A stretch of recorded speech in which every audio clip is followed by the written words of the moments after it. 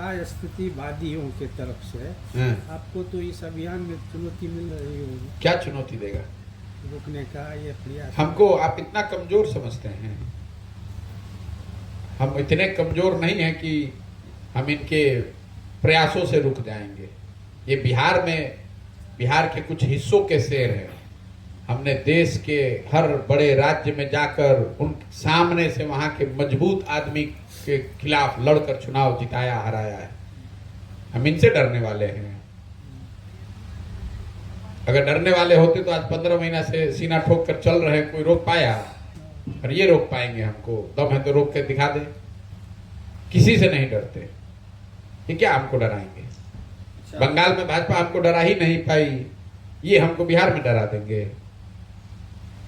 इतना आप हमको कमजोर समझते हैं। हमारे क्षेत्रवासियों को क्या अंतिम संदेश देते हैं? अंगाखाड़ी कुछ नहीं, आपके क्षेत्रवासियों को, मधुबनी के लोगों को ये जरूर मैं कह रहा हूं कि अपने गौरवशाली इतिहास पर पीठ ठोकना बंद करो।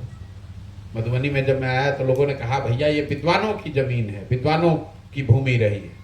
मैं कहता हूं कि अब आप विद्वानों की जमीन नहीं है, आप मजदूरों की जमीन है। सबसे ज्यादा आपके बच्चे पलायन कर रहे हैं सीतामढ़ी मधुबनी के एरिया से। विद्वानों के जमीन कभी थे, आज आप मजदूरों के जमीन बन गए हैं। और इसके लिए कहीं ना कहीं आप और हम सब दोषी हैं। जिन नेताओं ने इसको इस दशा में पहुंचाया है, उन नेताओं को हमने चुनकर बैठाया है। अगर आप और हम नहीं सुधरिएगा तो ये कथा कहानी का हिस्सा बन जाएगा कि मधुबनी में कभी विद्वान लोग पैदा होते थे, अब यहाँ पर खाली मजदूर पैदा हो रहा है। और ये दुखद स्थिति है। यहाँ का इंटेलेक्चुअल कैपिटल है, उसमें कहीं कोई दो मत नहीं है। घर घर में लोगों ने पांडुलिपि लिख के रखी हुई है, लेकिन वो चीजें, वो सब चीज बर्बाद हो गई।